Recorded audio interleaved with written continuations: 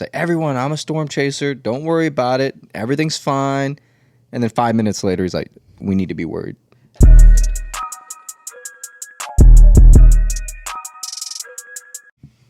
What's going on, guys? Welcome back to another episode with City Refs, the unofficial officials. I'm Danny, and this is Mondo. How's it going? It's good to be back. Yeah, feels good, man. Just again, all the support we're getting, all the positive feedback. I just keep saying it, but we love it. Yeah, absolutely. Make sure you guys like, follow, subscribe, and we're going to be pumping out some content for you guys. Yeah, absolutely. And speaking on that, we had a few messages and comments about the tornado game. They wanted to know more detail. The tornado game, yeah, for sure. That was a very interesting day. A long day. That was a very long day for the both of us. Yeah. So we had a golf event that morning at 10 a.m. We did. Me, you, and two of our friends. Yep. And we started drinking immediately. Yeah, so you can't drink all day if you don't start early. And that day, we kind of took it to heart. Yeah. We got started very early. It's funny. We won't talk too much about the golf aspect, but so the first tee, I hit first, right? Yep. I go up, hit the ball, straight into the street, and almost hit a car. If that wasn't an indication of how that day was going to go, I don't know what was. Yeah, that was definitely foreshadowing what we were in for the rest of the day. Yeah. And not just the golf. Obviously. Absolutely. So then we get to the tournament ends. We said last episode we barely lost. Yeah. That was a heartbreaker. But we get home, and that was the first day we dressed up as refs. We actually dressed up as refs. Yeah, that was the first day. We decided to don the ref uniform. Yeah, so it was like 3 or 4 p.m. We get to the house, we changed, and then we Ubered down to Schlafly. Yep. That was that day. Yeah, and then we kind of talked about it, in the previous episode about that game where you we've touched on this a little bit, and that's why we're kind of going a little bit more into detail, was because some people were just kind of wondering what exactly that day entailed. And yeah, so that was the day we ended up Ubering over there. It was my first Tesla ride. Oh yeah, that's right. Was a Tesla. I'm not gonna lie, I don't remember the Uber ride. we just got in full trust. Well, then we started leaving your house, and I had a cup, like a metal cup, full of drinks, and oh, that's right. We ended up having to come back. So he brought us back to your house, and I just threw it in the back of my truck, and then we went back. I forgot about that. Yeah. So that happened. We were well on our way, and I'm like, which is a sentimental cup to me. I couldn't just throw away. Oh, I thought it was like one of my wife's like coffee mugs. That no, it was like a Yeti cup, but it has some stuff on there with sentimental value to me. So I couldn't just leave it. Right. And I'm like, dang, I got to take it back. And he's like, yeah, no problem. We need to make sure we tip that Uber driver. No, you tipped him very well. Okay. All right. Yeah. No, you took care of him. All right, you did. Perfect. So we get there, and I mean, we're just loose. We're having a good time. Very loose. Just throwing out red cards early. Oh, yeah. And what's funny is going to that game that we talked about, we walked up and we're like, hey, man, can we join you? Like, it was just like that. That's also the first time I've actually gone inside of Schlafly. Oh, prior to that, I'd never been in there, which is a really cool spot. I go in there for like 1 or 2, and then I usually hang out because there's the food trucks. Yeah, you're always there before me, though. So by the time I get there, it's like get in line and wait for the gates to open so that we can get to our spot. Right. So that day we got there particularly early, and we were able to go to the pre-game party and hang out with all the supporters, the St. Louligans, and the punks, and everybody was there. It was a blast. Oh, it was. I mean, it's a party. Yeah. What's funny, like during that game, I was like, "What do you need? How many points do you need to win?" He's like, "All I need is 3, and you have to hit the bottle." I was like, "Say no more." Hit a little slow roller. Boop. Little dribbler. Yeah. Knocks the bottle. And you know what's funny is I don't remember if we said, thanks for playing. We just got excited and just walked away. Yeah, I think we just left. Just kind of like how we got into the game. That's how we left. We just kind of walked in and walked out. Yeah. But they were cool about it. So maybe next time we'll see them, and we're a little bit more sober, we'll say thanks. Yeah, we'll talk to them. Yeah, we'll talk to them. So we get over in line an hour before gates open. Yep. And we take turns going to get beer, coming back. And I don't remember when we ran into Miggs, because Miggs was there. Yeah, he was. I think he just came and met with us while we were in line. You know what? It was when we were in the concourse. That's when it was. Which we'll get to that in a minute. Okay. Yeah. So we get in line. We're drinking. We finally get into the stadium. We sprint. We run down to our seats. Yep. And we're all pumped up. Everyone's chanting. How long until they tell us to get out?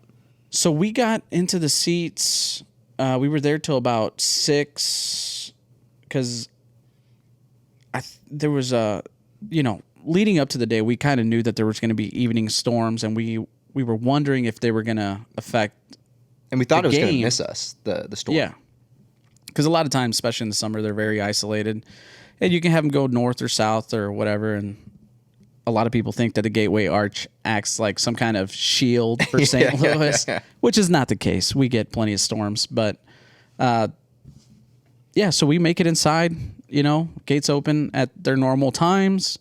People are excited to get in. Everybody goes to where they would be seated for the day, and then they announce that the storm is, in fact, heading for the stadium and that everybody needs to evacuate into the concourse. Yeah, so we get up there, and I don't know what's going on, right? We all get up in there, and then that's where we met Bruce, the security guard. Yeah, that was. And then this is where we saw Miggs. So I just see this top of a ravioli hat just walking in the crowd. Just this little tiny ravioli walking through. I'm like, who is that? And then it's Miggs. Yeah. With his big old chain. Yeah, he had a big old chain and a ravioli head. And what's funny is and I don't remember most of that part, the weather started getting crazy. People started freaking out. Yeah. Yeah, everybody was, it doesn't help being inside a stadium that's mainly open to the open air, like City Park, but also the lack of information.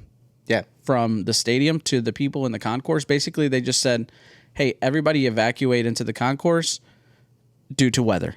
And that was all the information they got. Even like Bruce and the other gentleman who was there who worked for the stadium were really not aware of exactly what was going on.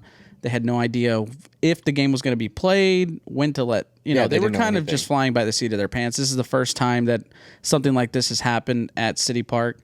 This is the first time that they had to delay a game because of weather. And I'm sure it won't be the last, though, because here in the Midwest, we do deal with storms quite frequently. Yeah, one day it's sunny, the next day it's snowing. Tornadic storms. Yeah. But what's crazy is all of the people around us lucked out because we have a storm chaser. Yeah. Everybody near us got a little information from me. Bruce and the other gentleman, I was kind of keeping them updated, with my radar app and everything, and just don't sell yourself short though. Let's talk a little bit. Crazy storm chaser. This dude chases down storms. Yeah, I on my free time, it's a hobby of mine. I do like to chase down Mother Nature's wrath. Where's the farthest that you've traveled to go? Western Kansas, Nebraska, Oklahoma, Texas, the Panhandle. I've seen tornadoes in Illinois, up north. Iowa. You're crazy. Yeah, man. So in the spring, I like to get out and go see some tornadoes. So in this instant, it was really helpful to know exactly what I'm looking at, what I'm looking for, and I was able to keep everybody informed there. Because and what's hilarious to me is he's looking at his phone. He's like, everyone, I'm a storm chaser. Don't worry about it. Everything's fine. And then 5 minutes later, he's like, we need to be worried. Yeah, so with these kind of storms that we had that night, they're called QLCS tornadoes, which are quasi-linear convective system tornadoes. They're pretty quick spin-ups. They can be strong, but for the most part, they're really hard to predict. And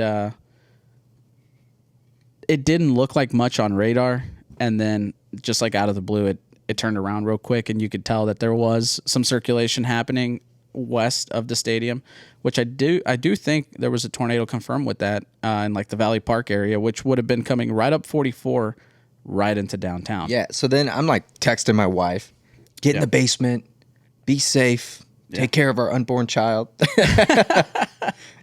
No, like for me at the stadium in the concourse, they had us all packed in there like sardines. They wanted everybody to cram into the bathrooms. And, I thought the staff did a great job of, wanting to help, but I think there was a little bit of a lack of information. And they're worried about, because their own safety as well. Yeah, for sure. They're definitely worried about their own safety, and, there's only so much space in those bathrooms. It was an interesting time. Like, if we were to go out like that you know what I mean? I mean, City Park. That's the thing. Like, I felt very confident where the people were being held that we would have been just fine. These stadiums are, Yeah. Me, on the other hand, I was not confident. Yeah, and everybody else was still pretty scared, but, And what's funny, so right when we got out, like, into the concourse, like, they were still serving beer, food, and then all of a sudden they shut it all down. Yeah, so for, like, the first 30 minutes at least. Yeah, it seemed like a lifetime, though. Because the storms were moving towards St. Louis, but they weren't there yet. So we got a lot of drinks in before they finally shut it down. And we were talking to the guy who was selling beer, and he was super cool with us, so we kind of maybe got a little bit more access than other people would have. And then he saw us in our rev uniform. He's like, yeah, these guys are going to need it. Yeah. And what's crazy is they moved. They're like, everybody get away from the bar. Like, get out of here. And then they let me just stay behind the bar. Yeah, we just stayed there the whole time, which I kind of like that spot. Like, I told him, I was like, I feel much safer over here, like on the interior wall, than going into the bathrooms on the exterior wall. So for me, like, I'm not going over there. Yeah, and there's openings. You could see, like, I remember looking out and rain, wind, trees are bending, and it just freaked me out. Yeah, it can be a scary thing, but whenever you look on radar and you see the signatures, there's tall tale signs of tornadoes or circulation even, and I did not see that once it made it into downtown. But like I said before, for a minute there, I was a little bit worried. You have a lot of people inside the stadium, and also, where did the people that were in line to get in? Because this happened right as the gates were opening. Yep. Like, people were still getting to the stadium. Because we got there so early that we got to go in. Correct. And then, everyone that was in line. Well, I saw a video. It was someone doing like a little podcast or something. I don't know what it was. But they were in a parking garage. They had to go inside a parking garage and wait it out. Yeah, I'm sure the bars in the area loved it. Because I wonder if they kept serving beer or if they, like, cut it off too. Yeah, so one thing that happened was at a certain point, the stadium staff actually stopped letting people into the stadium. Right. Now, I don't know if that's a good idea or a bad idea. Because, I mean, what do you do if you find yourself in that situation and you're not familiar with the area? Yeah. Like, there is that parking garage, but I would personally rather be in the stadium than in the parking garage. Well, and we Ubered. Where would we go? That's what I'm saying. Like, if they just, like, lock the doors and they're like, hey, you can't come in here. What do you do? Well, we look like referees. They'd probably escort us to the back. But on that too, what's is funny. So we're sitting there because we're at the front where you enter the stadium, like in front of that gate, like 117 or something like that. And this lady comes up and she asked me, hey, is it okay if I leave? Like, who are I don't know. I mean, cool. Yeah, sure. Go ahead. You know what, though? Now that I realize, when we wear our yellow, so does security. Yeah, so they probably think we work there. But we're holding beers. So I have this picture we'll show on the screen. Because then after that, she's like, am I allowed back in? I'm like, I don't know. Or she goes, can I come back in? Yeah. And I'm like, I don't know. What are you talking about? But look at this picture. We're holding Kona Big Waves. I don't even remember taking this picture, by the way. I found this picture of my phone like a couple days later. We got the zippers on our shirts undone. Dude, we got the lettuce out. My hat's all crooked. Remember this dude lost his glasses for an hour. Did. I'm like, and they were in his hoodie. They're Costas, by the way, so they're not the cheapest sunglasses on the planet. And I was like so bummed because this would be like my second or third pair. And I'm like, man, I lost my sunglasses. The guy in this picture right behind us somehow sees they're actually in my hood behind me, like, wrapped in the hood. He's like, these? I'm like, yes. Oh my god! Like, where'd you find these? He's like, you're so dumb. Yeah, that was the state that we were in. I mean, just look at us, man. We inebriated are toast. Yeah, but we had a great time. What is funny though is then they served alcohol, for a little while, and then they stopped serving alcohol. Right. But I didn't need to drink anymore. So then for a couple of hours, it seemed like, we were dry. And I started to basically have a hangover right then and there. I mean, I had like instant the worst that same day headache. hangover that hit you different. Oh man, it was terrible. Well, we were starving, and they wouldn't serve us food. Yeah. I remember walking up and just trying to bribe people for food, like the vendors and stuff. I'm like, hey, if I give you $20, let me get a slice of pizza. But eventually, what's funny on that is, which I vaguely remember this, and then you showed me the pictures, and I was like, oh my god. Yeah, so I go up and I'm like, I'll tip you $20 and pay for the pizza. Just give us some food. Yeah. And this lady comes up and she's like, just come with me. I'm like, oh no, I'm in trouble. She escorts me into the back of the pizza place. I'm back there with the cooks, and they just cook up pizza and give me a couple slices. So those pizzas weren't even prepared. They they were heating them up. Okay, so but like specifically for you. Yeah. I swear, people, they definitely mistook you for an actual ref. Yeah, and what's crazy I mean, taking you to the back of the restaurant, and I mean, there's a picture. There is a picture. There's evidence. Yeah, there's evidence. You're like, what the hell am I doing back and here? it's not their fault. Like, they probably thought I was like a legit official or something, but I wasn't in the state to say anything. I was just so confused. Yeah. Like, all right. I was like, okay. Like, two pizzas. And then I tipped them, whatever I had. I'm like, thank you so much. I appreciate it. And then I came back with 3 slices of pizza. I gave you one. Yep. I had one. Which was clutch. And there were 2 kids next to us that looked pretty hungry, They were saying it. So I give the pizza to their dad. I'm like, hey. Yeah, I remember that. I was like, here's an extra slice. Give it to your kids, whatever, It's good. There's a long line now. Fellow Illinoisans. Yeah. They were. But guess what? That dad ate that entire slice of pizza. Didn't even give it to his kids. Hey, man.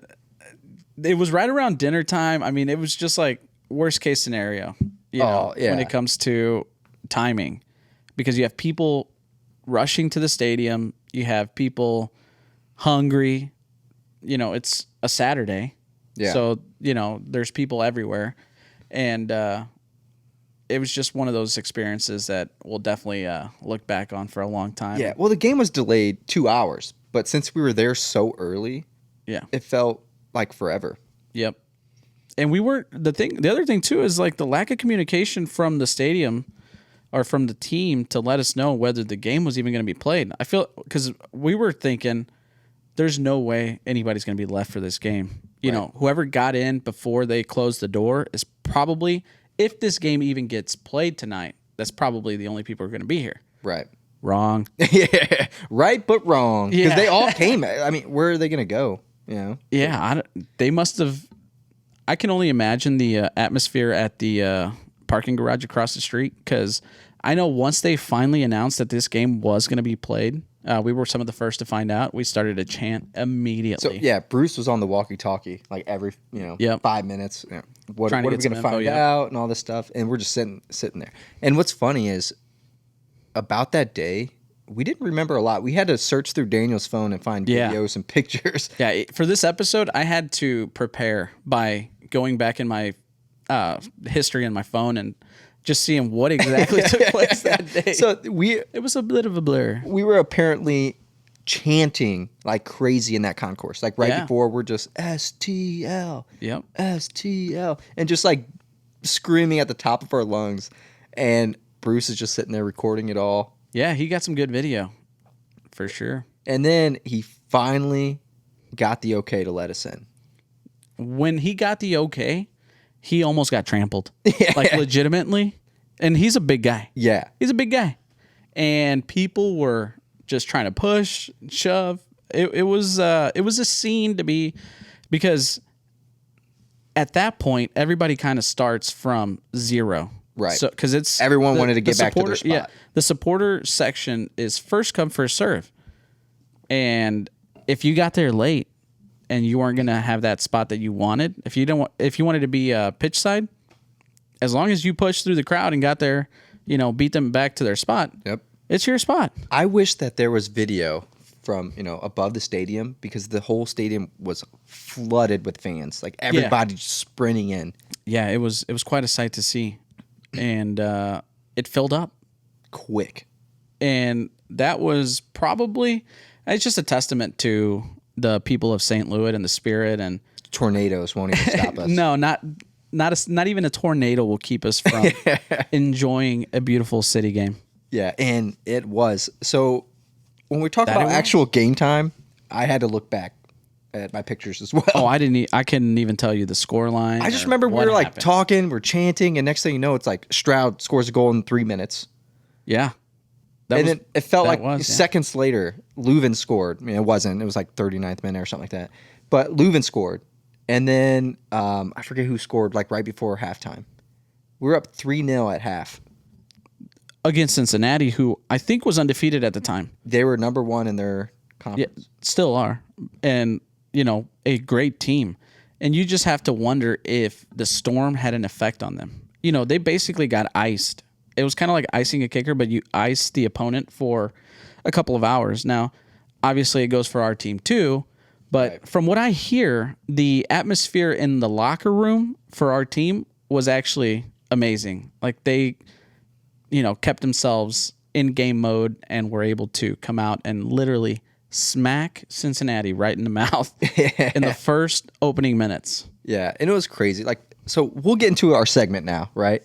Yeah. So we'll talk about soccer post of the week. Segment. Yeah, and this post specifically, like it shows what the skies look like, what the weather looked like leading up to when we had to leave, right? Yeah. To get out of the stadium. Look at that. That's insane. Yeah, so what we're looking at here is basically the day turning to night. Just ominous clouds moving over the stadium. And it almost seemed like instantly. Like yeah, they were moving happened very so quick. quickly. Yeah. And that's, I think, why they were able to restart the game was the fact that the storms came in and were gone, completely gone and out of the area with no chance for lightning or anything. So Yeah. that was one good thing about these storms was it was a line of storms that moved through and moved out. Yeah, and also on this post too, I don't know if he was a security guard or an extra worker, but the guy who posted this, his wife was 7 months pregnant, and the guy brought out a chair so she can sit during that waiting time. Oh, nice. Yeah. Yeah. No. So the staff at the stadium have been amazing. Like we've mentioned, the Dark Knight, Mr. Bruce. Yeah.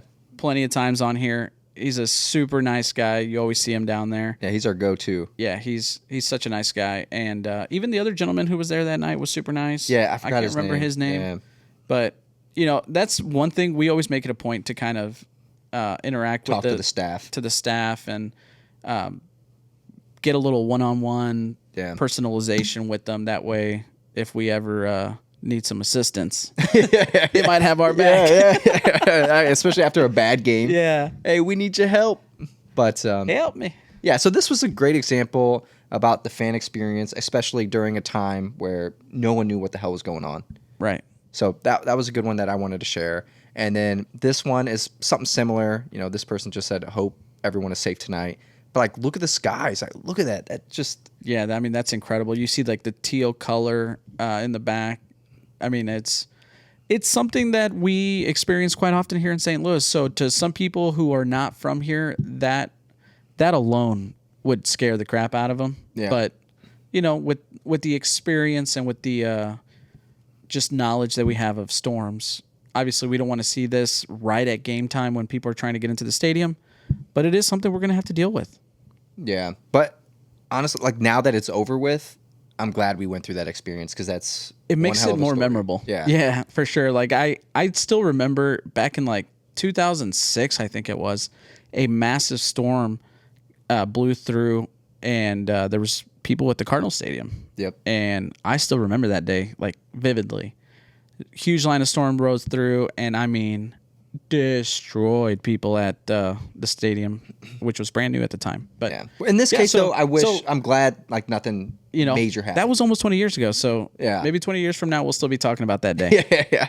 Yeah. And this one unrelated, but I saw this comment and I had to share it. All refs hate St. Louis. I don't know why. That's what this person posted. I'd have to agree that we have been on the bad side of calls more often than not. But we don't hate St. Louis. Yeah, I was going to say. I speak for all refs. Yeah, we speak for everyone dressed up as a referee. Now, hopefully they can turn that around and start making some calls for us. Yeah. That would be nice. But every time I see comments like this, I always post a picture of us. And I'm like, we're here. Like, you damn right. Yeah. Yeah, no, that it's a misconception for sure. Yeah, and it's just funny. I'm gonna post more of those once we get there because it's just hilarious. Because everyone does blame the referee. It's easy to do.